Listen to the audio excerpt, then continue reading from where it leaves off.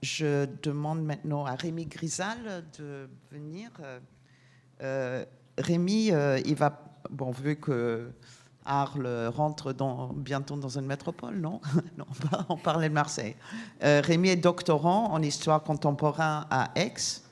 Et puis, il regarde, en fait, sa thèse se porte sur les transformations environnementales des territoires marseillais du 19e siècle, en amont et en aval de la construction du canal. Merci Rémi. Merci Maria. Bonjour à toutes et bonjour à tous. Je tiens d'abord à remercier justement Maria, Grégory, Martin, toute l'organisation de l'UMAL, la traduction aussi pour me donner l'occasion de présenter mon travail aujourd'hui, donc qui porte effectivement sur les transformations du territoire marseillais au XIXe siècle dans une approche métabolique, qui est donc un terme que je vais préciser.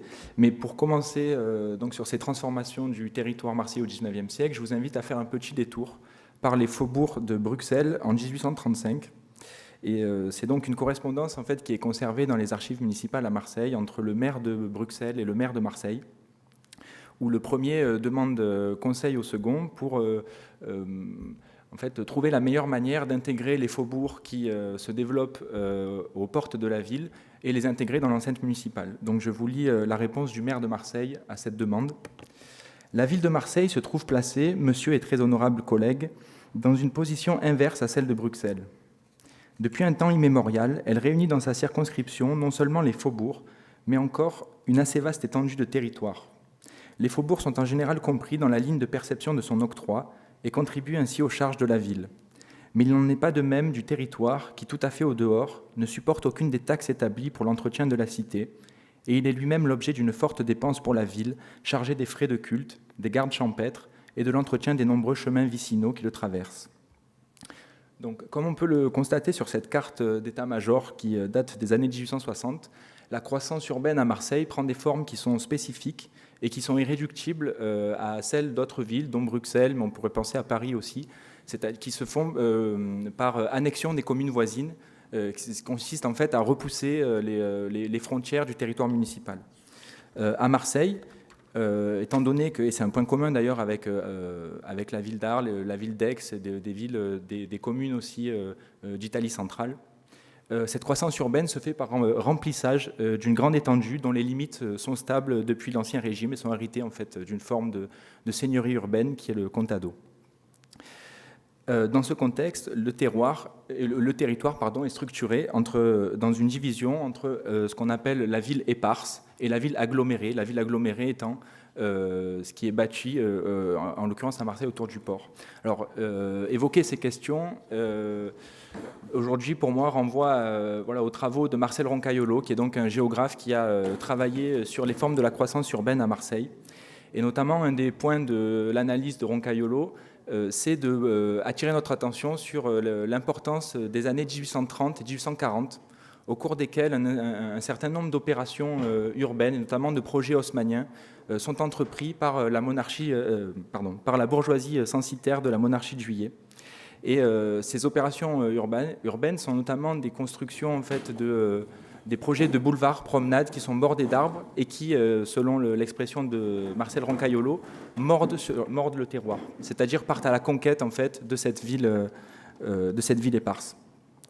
Roncaiolo insiste d'ailleurs sur l'importance pour ces opérations de lotissement et de construction de composer avec ce qui fait la trame matérielle de la ville. Et par là, il entend à la fois le réseau de circulation des voies, le découpage du parcellaire, mais également la forme du bâti. Alors on pourrait prolonger cet effort de prise en compte de la trame matérielle qui préexiste en essayant de prendre un peu l'histoire de Marseille à rebours, puisque Marseille a souvent été présentée comme une ville, à raison d'ailleurs, comme c'est une ville-port qui a été souvent décrite comme une sorte d'amphithéâtre en fait, fermé, orienté seulement vers la mer, qui tourne le dos à la Provence.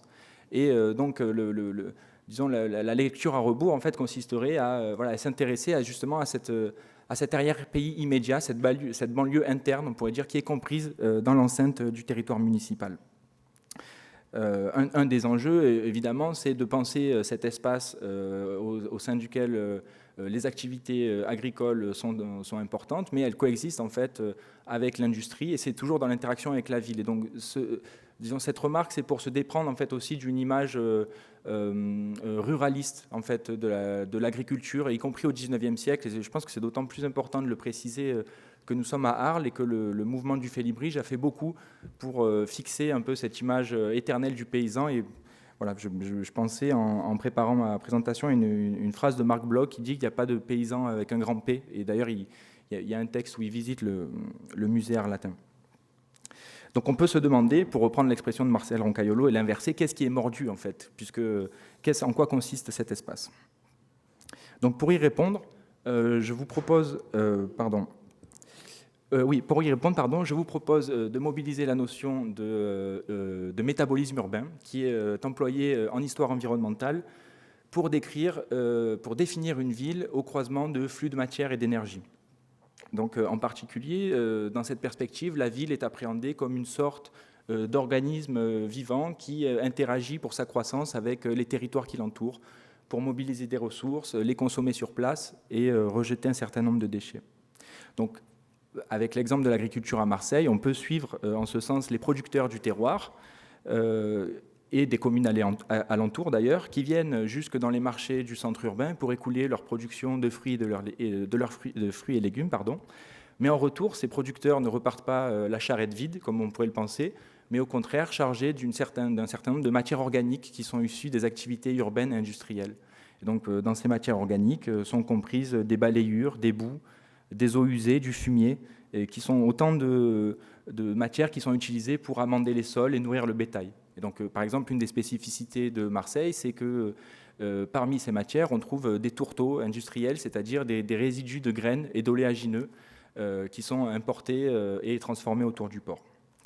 La notion de métabolisme urbain en elle-même, elle comporte une tension et on peut la travailler de deux manières. On peut... il y a une première manière de l'utiliser qui consiste à établir des sortes de bilans comptables métaboliques où on va quantifier en fait les flux de matière et d'énergie en construisant des séries statistiques. Alors c'est très utile pour donner des ordres de grandeur, appréhender des ruptures, situer des conjonctures. Mais l'approche que je vais défendre ici, ça consiste plutôt à appréhender le métabolisme urbain dans l'interaction en fait entre la ville et la campagne, et donc à prendre en fait cette question du métabolisme urbain comme une sorte de pacte ou de contrat collectif qui est négocié. Donc c'est une histoire de formation de paysages, de pratiques différenciées, voilà, et d'institutions sociales de choix collectifs. Donc je vais aborder ce sujet en vous présentant rapidement deux exemples. Donc le premier, ce sera les sauterelles, et puis le second, ce sera la question des eaux. Donc pour commencer, les sauterelles, en 1804, un certain nombre de quartiers ruraux du terroir marseillais subissent ce qui est décrit dans les sources comme des invasions de sauterelles. Et donc on a notamment deux personnes, Casimir Rostand et Delisle Saint-Martin, qui sont chargées de rédiger un rapport pour l'Académie de Marseille dans le but de trouver les moyens de remédier à ce fléau qui détruit les récoltes. Et donc, ce que je vais retenir, disons, de cette expérience, c'est qu'avant même de se rendre sur les lieux, donc c'est à Château-Gombert, donc dans la ville, disons, dans la commune, dans la ville éparse, mais dans la commune de Marseille, ils vont commencer en fait par chercher un analogue en lisant dans les livres d'histoire la dernière fois qu'un tel phénomène s'est produit. Et donc, ils sont en 1804, et l'analogue le plus proche dans le temps et dans l'espace qu'ils trouvent, c'est 1613. Et donc, ils remontent quasiment de 2 siècles pour trouver un phénomène qui, finalement, a l'air de les surprendre. Donc, cette année-là, c'est toute une partie de la Provence, en fait, qui est touchée par des destructions causées par les sauterelles, en particulier à Arles, et des nuages, en fait, c'est des nuages de sauterelles qui sont décrits, qui remontent les rives du Rhône jusqu'à Beaucaire et Tarascon. À Marseille, cette invasion de 1804, elle ouvre en fait un cycle de destruction par les sauterelles qui va durer environ 3 décennies. Pour vous donner une idée en fait de ce que ça représente, donc les propriétaires de ces quartiers ruraux vont alerter les autorités municipales et administratives pour organiser en fait des commissions de quartier dans le but de lutter contre ce fléau. Donc ce qu'ils font, c'est qu'ils distribuent des primes aux paysans, aux femmes et aux enfants pour ramasser des kilos de sauterelles et des œufs de sauterelles également. Et donc pour vous donner une idée de l'ampleur de la crise, certaines semaines d'été 1832, c'est plusieurs centaines de kilos en fait qui sont ramassés. Voilà, donc vous avez par exemple le prêtre de la paroisse de Château-Gombert qui emmène ses ouailles dans les champs en procession en fait, pour exorciser les sauterelles et leur sommer de partir. Voilà. Et donc l'idée, c'est qu'à partir de ces descriptions en fait, des insectes dans les sources et avec l'aide d'entomologues, il est possible d'identifier précisément les espèces qui étaient présentes à Marseille et donc de comprendre aussi leur habitat, leur alimentation, etc. De la même manière, le dépouillement en fait, de fonds d'archives localisés permet une reconstruction fine de ces transformations du paysage et permet de comprendre aussi quelles sont les conditions d'apparition de ce phénomène. Donc, en particulier, on pense, je pense à des conditions climatiques, aussi une place laissée aux incultes, dans lesquels qui sont en fait propices aux lieux de ponte pour les insectes, mais également un déclin en fait des oiseaux insectivores sous l'effet d'une vogue urbaine de la chasse. Et donc c'est la disparition en particulier des alouettes et des étourneaux. Après les années 1830, les sauterelles disparaissent des sources à Marseille. Bon, ça demanderait peut-être un peu trop de temps pour en rendre compte, mais je voudrais juste vous raconter la manière dont cette histoire rebondit. Et elle rebondit en lien avec Marseille 50 ans plus tard en Algérie. Dans les années 1880, c'est le comice agricole de Sétif qui est confronté à des pullulations de criquets à plus grande échelle encore. Et ce qui est intéressant, c'est qu'il se mobilise pour que la préfecture de ce département, de ce qui est alors un département, français interdisent le colportage et la chasse des oiseaux qui sont transportés par wagons entiers, nous disent les sources, vers Alger puis vers Marseille où ils sont consommés. Voilà. Je vais passer à mon deuxième exemple avec un document donc avec la question des eaux, avec un document qui est assez contemporain puisque c'est une lettre qui a été rédigée en 1952, donc au XXe siècle, par le directeur des services techniques de la ville de Marseille, qui écrit à l'archiviste en chef de la ville. « J'ai l'honneur de porter à votre connaissance que la ville envisage, en vue d'assainir la plage du Prado, la dépossession des droits de certains usagers sur les eaux des béals de l'Uvonne. » Alors les béals sont des petits canaux d'irrigation. « Il se trouve que ces droits sont très anciens, certains datent de l'an 1020, et que les titres primitifs qui sont aux archives de la préfecture de Marseille sont rédigés soit en latin, soit en vieux français. Je vous serais reconnaissant si vous pouviez nous aider dans cette affaire en faisant procéder à la recherche et à la traduction de ces actes. » Donc ces questions, ce document, au-delà de la question de l'authenticité en fait, de ces actes juridiques que je laisse à l'appréciation des médiévistes, nous interroge sur la question de l'approvisionnement en eau de la ville de Marseille. Donc là, vous avez notamment une image de ce qui était l'aqueduc de l'Uvonne, et qui a donc servi à Marseille jusqu'à la construction du canal de Marseille. La construction du canal de Marseille, c'est une grande infrastructure hydraulique qui est dont les travaux commencent dans les années 1830 et qui est livrée au milieu du 19e siècle, et qui est en fait un canal gravitaire de 80 km de long, donc l'eau qui s'écoule de la prise sur la Durance au niveau de Pertuis jusqu'au nord du terroir marseillais.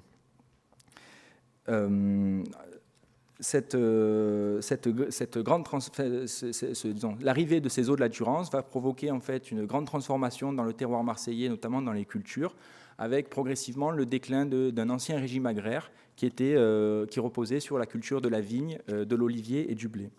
En particulier, en fait, c'est tout un nouveau sol en fait qui surgit avec le développement de cultures qui étaient impossibles jusque-là, puisque les jardiniers potagers notamment les jardins potagers étaient cantonnés sur les bords des quelques ruisseaux, au fond des rares vallons ombragés, etc. Là, on a un développement à plus grande échelle du maraîchage, de l'élevage porcin, laitier, etc. Et donc la transaction organique que j'évoquais tout à l'heure de ces producteurs du terroir qui écoulent leur production et qui repartent avec des matières organiques, s'intensifie à la suite de ces transformations. Alors, cette histoire, évidemment, ne se fait pas sans conflit, sans controverse. Donc, par exemple, ce monde des jardiniers se mobilise et se syndique dans les années 1880 et organise une grève pour réclamer la journée de 4 francs. De la même manière, de nombreuses controverses agitent le principe même de ce canal. Et donc, en 1837, vous avez par exemple les propriétaires d'Arles et le conseil municipal qui rédigent une pétition pour s'opposer à ce qu'ils perçoivent comme une menace sur leur propre approvisionnement en eau, puisqu'ils disposent d'une prise avec le canal de Craponne et de Boisgelin. Et donc, ce que ce document nous suggère, c'est que, en fait, avec le canal de Marseille, d'une certaine manière, le territoire marseillais se raccorde à un autre bassin versant plus large, qui recompose en fait les solidarités matérielles. Dans le terroir lui-même, l'arrivée des eaux de la Durance va délimiter progressivement une frontière entre l'amont qui va rester au sec, donc en particulier ce sont les massifs collinaires qui sont désignés dans les sources par l'expression de tergastes, et l'aval du canal qui est irrigué par toute une myriade de ramifications, de rigoles d'arrosage, de martelières, etc. L'entretien et le fonctionnement de cette infrastructure est assuré par un corps d'employés municipaux qu'on appelle les égadiers et qui sont chargés de la distribution des eaux entre les différents usagers. Donc il y a des tours d'eau avec donc, notamment les fameuses clés qui permettent de passer d'une propriété à l'autre.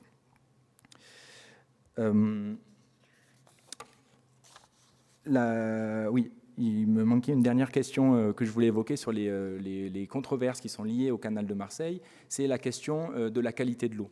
Puisque, en fait, la Durance est un cours d'eau qui charrie énormément de limon, et donc l'eau qui arrive à Marseille est trouble. Alors ça pose, du point de vue de l'agriculture, une première controverse autour de, en fait, des effets bénéfiques ou nocifs sur les cultures. En gros, est-ce que ces limons ont tendance à étouffer la végétation ou au contraire peuvent servir comme une sorte d'engrais, en fait. Voilà, c'est le terme qui est utilisé dans les sources. Et l'autre question, c'est la question de la potabilité de cette eau. En fait, est-ce qu'on peut la voir? Paradoxalement, les Marseillais vont très longtemps refuser de boire cette eau, notamment parce qu'en fait, ils disposent de puits qui leur apportent une eau claire et à laquelle ils sont habitués. Et ces puits sont très nombreux, ils se comptent par dizaines de milliers, et ça dessine en fait un espace alternatif à celui du canal, qui est ce que je propose d'appeler l'espace troué des puits, et qui renvoie en fait à une autre circulation de l'eau, qui est une circulation des eaux souterraines, qui dépend des infiltrations, des précipitations, mais dans d'autres proportions que l'espace du canal qui se déroule en surface. Dans le même sens, j'aurais pu évoquer les citernes ou les barrages qui sont construits en travers des vallons pour retenir les eaux torrentielles. Voilà, donc pour reprendre ma question de départ, qui était en gros comment essayer d'écrire une histoire métabolique d'une ville comme Marseille, qui a une longue histoire, mais je pense que ça suppose d'abord de prendre en considération les spécificités de ce territoire. Donc en particulier le fait qu'il y ait une banlieue interne au terroir municipal. Ça suppose également d'articuler les différentes temporalités qui composent cette trame matérielle, et donc en suivant en ce sens les propositions de Marcel Roncaiolo, mais peut-être en cherchant à les prolonger, en les étendant en fait aussi à des processus, à des temporalités qui ne se réduisent pas aux voies de circulation, aux bâtis et au découpage du parcellaire. Voilà. Et donc l'idée, en fait, c'est de donner un peu de profondeur à ce modèle, en fait, qui est au fond bien connu des géographes qui l'ont pensé, voilà, sous la question disons, des rapports ou de l'opposition entre la ville et la campagne. Donner de la profondeur à ce modèle-là, ben, ça veut dire en fait le considérer comme, disons, la superposition ou l'entrecroisement de différentes couches de matérialité de différents niveaux. Voilà. Je vous remercie pour votre attention et n'hésitez pas si vous avez des questions.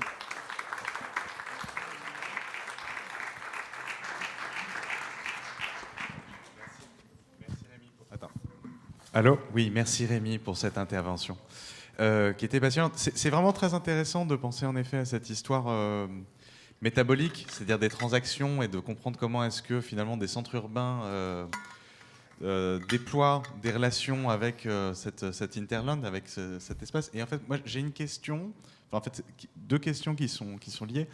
La première, c'est que tu expliques l'importance d'avoir des terres agricoles non loin de ces centres urbains comme Marseille pour pouvoir avoir de la nourriture fraîche. Notamment, tu parlais pendant la préparation de la nécessité de lutter contre des maladies comme le scorbut, qui était une plaie pour les marins. Et je me demandais si tu pouvais nous expliquer un petit peu, développer un peu ce point-là. Oui, bien sûr. Je te remercie de me poser cette question, parce que c'est effectivement, je pense, aussi disons, une prise pour essayer de penser la spécificité du jardinage à Marseille. En fait, quand on a en tête que le fait que, par exemple, l'expédition militaire qui est lancée contre Alger en 1830 part de Toulon, mais la flotte est affrétée à Marseille, donc c'est plus de 350 navires. Les jardiniers de la commune de Marseille sont mis à profit pour fournir effectivement des produits frais, et donc puisque traditionnellement, en fait, l'avitaillement des navires, disons, pour lutter contre le scorbut et les maladies qui peuvent être liées à des carences alimentaires. Je suis désolé, je n'arrive plus à finir ma phrase, mais oui, voilà. Non, mais juste en rappelant ce qu'était le scorbut, et peut-être à partir de quand est-ce qu'on a réussi à trouver des solutions contre cette maladie? Alors, je suis désolé, je n'ai pas les éléments pour répondre. Il y a toute une histoire de la ventilation en fait, qui est liée à ça, mais finalement, ce qui est montré au milieu du XVIIIe siècle avec James Lind, c'est justement l'usage avec le citron, le jus de citron, etc. Donc c'est milieu 18e, 1760, par là, qu'on identifie, enfin qu'on voit que c'est autour des régimes, de certains régimes alimentaires et pas uniquement d'une question justement de l'air, etc. C'est vraiment lié à un problème de diète alimentaire. Je vous remercie en tout cas pour cette remarque, et ça me permet de rebondir également sur votre présentation lorsque vous évoquiez le rôle de la ventilation dans la navigation. C'est, je pense à Sinetti, qui est un des notables marseillais propriétaires du terroir, qui met au point justement un dispositif sur les bateaux qui sont destinés en fait à la traite pour justement le transport de la main-d'œuvre. Merci. Est-ce qu'il y a d'autres questions? Je serais curieux de savoir si dans vos études, vous avez croisé des informations qui, justement, mettraient en correspondance à la fois ce territoire et comment dire, les déplacements de matière, d'une certaine manière, qui vont dans un sens et dans l'autre. Mais comment, finalement, ces tracés qui se sont faits, vous avez montré le canal, ainsi de suite, mais les réseaux, ont-ils fait l'objet d'études contradictoires, si j'ose dire? Il y a du génie civil dans tout ça, qui sont aussi des éléments qui structurent les territoires. Comment est-ce que vous avez eu des informations sur cette superposition d'une logique de génie civil, d'une certaine façon, mais qui a forcément un impact sur les territoires, les pouvoirs, les flux, et ainsi de suite? Oui, bien sûr. Alors, si je comprends bien votre question, c'est donc sur les controverses, en fait, sur les différents projets de canal. Alors, le canal de Marseille, en fait, c'est un projet qui court depuis le XVIIe siècle, qui aboutit, disons, dans les années 1830. Il y a énormément de controverses, que ce soit sur son tracé, sur son objectif aussi. Est-ce qu'on en fait un canal d'irrigation ou pour l'industrie, pour l'assainissement de la ville, pour la consommation de l'eau domestique? Le gros débat dans les années 1830, c'est est-ce que le canal doit passer par Marseille, par Aix ou pas? Voilà. Et donc finalement, le tracé qui est retenu alimente seulement Marseille. Et donc, effectivement, oui, ça implique, disons, ça reconfigure les territoires sous l'angle des solidarités matérielles. Vous dites comme les autoroutes, vous rajoutez non, mais comme les autoroutes. Et en fait, là, disons que là, on peut comprendre, je pense, ces controverses à l'aune des débats, disons, à l'aune des débats qui ont présidé à la formation des départements en fait, pendant la Révolution française, le choix des chefs-lieux, donc notamment Aix était la capitale de la province d'Ancien Régime. elle est décrite dans ces débats-là comme une ville terroir, justement, contrairement à Marseille, qui est présentée comme une ville commerciale, totalement extravertie, etc. Et donc, il y a une redistribution en fait, des compétences judiciaires, administratives, universitaires qui se produit à ce moment-là, et qui est structurant, je pense, jusqu'à aujourd'hui. Grégory. C'est un très bon exemple de ce que l'histoire peut apporter, parce que ça permet de comprendre ce renversement dans lequel on est, dont on doit sortir, puisque aujourd'hui, ça fait plusieurs décennies qu'on est face à des villes qui ne vivent plus de leur territoire, qui ont coupé tous ces liens métaboliques. Et toute l'histoire des ateliers Luma, c'est de réinvestir des choses qui sont devenues des déchets ou des inutiles, de la terre, de la laine, qui n'étaient plus utilisées. Et donc là, l'histoire permet de refaire ces connexions en montrant qu'une ville, eh bien, c'est d'abord un métabolisme, c'est pas simplement un ensemble bâti artificialisé et des liens de matière et d'énergie. Alors même si c'est peut-être une question difficile au moment de ces travaux, mais si tu avais, comme historien, apporté un regard sur une ville comme Arles et son territoire, en disant si elle doit refaire ses liens métaboliques et d'énergie, qu'est-ce que tu donnerais comme conseil de travail, de regarder, d'aller voir dans les archives, qu'est-ce qu'il faudrait... Je pense que c'est ce que j'ai essayé de défendre en commençant. Je pense que c'est de partir en fait de la configuration déjà l'étendue en fait de la commune. Je pense que c'est déterminant en fait.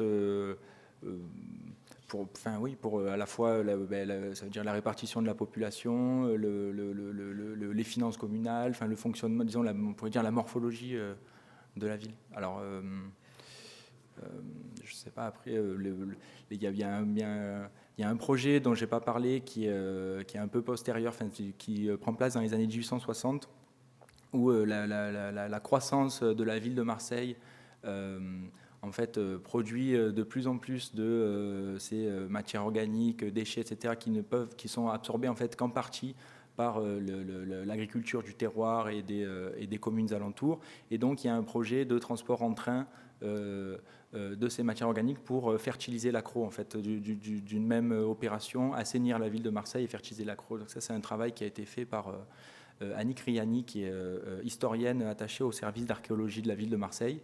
Et donc, je crois que c'est le dépotoir de Caronne, je crois, où en fait ils ont identifié des restes de poterie et donc ils ont trouvé que, disons que voilà, l'interrogation est partie de ces poteries sur lesquelles il était écrit les noms d'établissements marseillais. Et en fait, ensuite, en allant voir les archives, ils sont retrouvés sur, disons, ce projet d'ingénierie qui est d'ailleurs entrepris par le fils de l'ingénieur du canal de Marseille, le fils de Mailleur de Montrichet. Donc voilà. Il y avait quelques questions. Oui, merci. Ça marche. Oui, merci Rémi. J'avais une question sur la turbidité, parce que tu as mentionné à juste titre que les eaux qui sont canalisées pour aller jusqu'à Marseille sont très turbides. Et on sait que l'essentiel des sédiments provient de l'érosion des marnes noires, enfin, de ce que j'ai un peu montré hier, là, et qu'il y a eu un grand programme de reforestation au 19e qui a complètement changé les paysages. Donc, alors, la première question, c'est quel est le lien entre cet arrière-pays très érodable et la turbidité de l'eau qui est apportée à Marseille. Et deuxièmement, qu'est-ce qu'on a fait de ces sédiments ? Parce qu'on les a forcément décantés quelque part, et où ils sont en fait. Une espèce de déchet, ça aussi. Oui. Merci beaucoup pour cette question. Donc effectivement, oui, alors je ne l'ai pas précisé, mais en fait, la construction du canal de Marseille est assez paradoxale sur ce point, puisque le canal est un peu publiquement vendu pour la consommation d'eau domestique, et puis en fait, on se rend compte que les Marseillais refusent de la boire parce qu'elle est trouble. Donc déjà, là, il y a un premier paradoxe. Qui n'est pas sans lien, à mon avis, avec le fait que les membres du conseil municipal sont également des propriétaires dans le terroir, et donc c'est aussi dans une perspective de valorisation foncière, quelque part.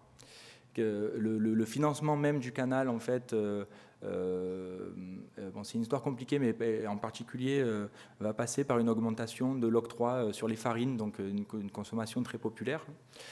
Le lien avec l'érosion... oui, en fait, donc concrètement, les limons vont empêcher le canal de fonctionner très rapidement. Donc il y a des bassins de décantation qui sont construits, qui s'envasent. La solution n'est trouvée que dans la dernière partie du 19e siècle, avec donc un bassin de décantation qui permet disons qu'il y a besoin d'être... Oui, alors déjà, il y a un curage annuel qui permet de sortir tous ces limons. C'est difficile de les suivre exactement, mais disons, il y a des tentatives de valorisation agricole. Voilà. Je ne sais pas si ça répond exactement à la question, mais merci beaucoup en tout cas. Oui, bonjour, merci beaucoup pour votre présentation. Peut-être une rapide question, parce que vous avez évoqué l'exemple d'Alger à plusieurs reprises. Et moi, j'étais curieuse, parce que c'est vrai que le tissu urbain, en tout cas de Marseille, est assez déterminé par son histoire coloniale.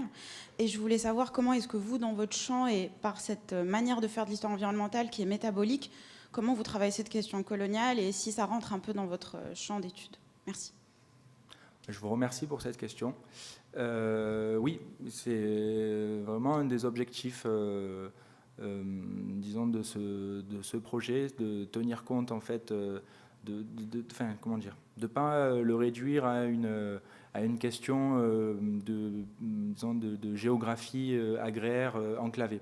Et donc effectivement, le terroir marseillais est en prise avec ce port qui est ouvert sur le commerce maritime.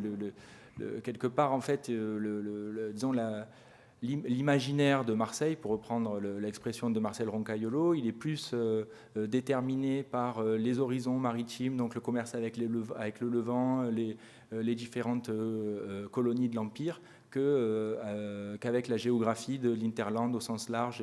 Voilà. Plus précisément sur Alger, l'expédition militaire d'Alger, donc contre Alger en 1830,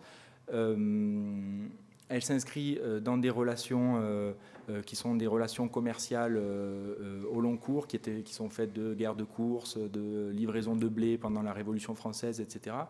Et notamment la Chambre de commerce de Marseille elle-même publie en 1830, en vue de la préparation de l'expédition, un dictionnaire de lingua franca, donc qui est cette langue véhiculaire qui était parlée depuis le XVIe siècle sur les deux rives de la Méditerranée, et pour dire les transactions commerciales et diplomatiques. Et donc ça dit bien aussi le rôle que les Marseillais ont joué dans cette entreprise-là en particulier, puisqu'il y a un peu cette idée que les armateurs et les négociants marseillais, disons, oui, en fait, se mobilisent et soutiennent vraiment cette entreprise-là en particulier pour créer une sorte en fait de comptoir commercial proche. Voilà.